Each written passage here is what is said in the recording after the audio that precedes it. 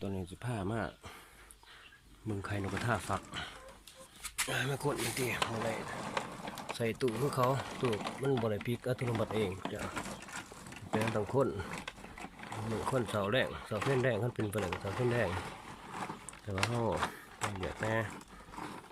แล้วก็คนเสา2 โมงหรือว่า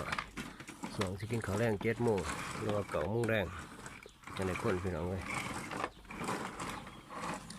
ถึงเขาก็มาคอยเป็นปกติอยู่ถึงเวลาหรอกนอนไม่โหถึงเวลาพี่น้องถึงแล้ว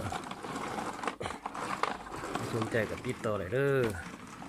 ใครนกกระทาสดกับนี่ลูกนกกระทาก็ล่างสีออกกับนี่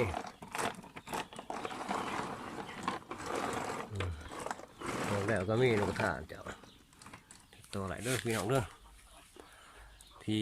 เบอร์เขาให้ทาง YouTube นี่แหละนะพี่น้องเนาะช่วยกันเด้อพี่น้องเด้อช่วยเนี่ย